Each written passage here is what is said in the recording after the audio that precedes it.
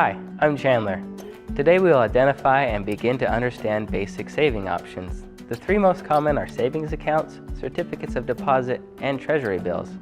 Understand that savings are designed to preserve principal. Banks and credit unions offer many different ways to save your money.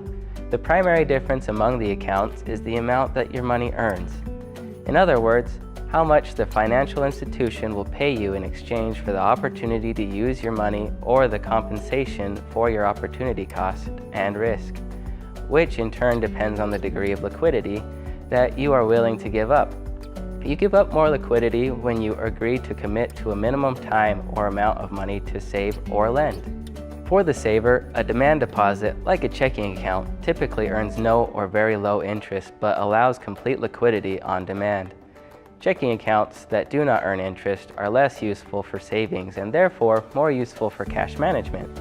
Some checking accounts do earn some interest but often require a minimum balance. Time deposits or savings accounts offer minimal interest or a bit more interest with minimum deposit requirements.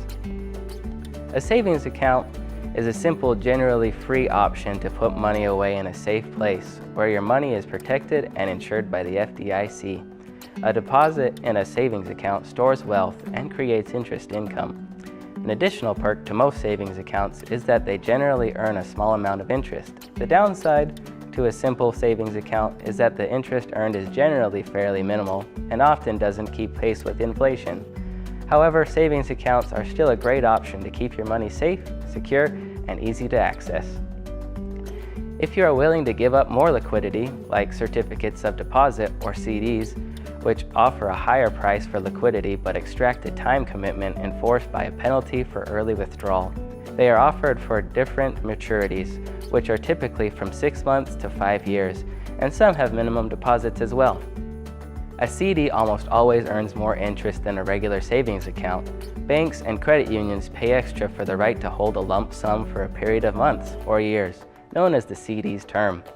The Federal Deposit Insurance Corporation, or National Credit Union Association, insures your CD up to $250,000, just as with any deposit account. So the only risk that you have is the penalty you'll have to pay if you withdraw the money before the CD term is up. As a rule, the longer the term, the higher the interest rate.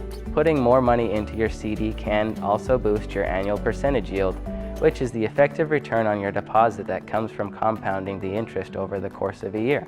You'll earn interest on the deposit until it matures, at which point you can collect the full amount.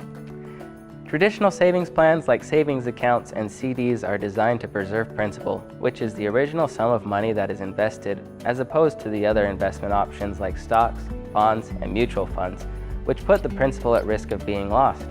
As with all investment options, the higher the risk, the higher the potential reward. And the lower the risk, the lower the potential reward. Savings accounts and certificates of deposit are not at all risky. Thus, they do not earn much in terms of interest on the original principal that is invested.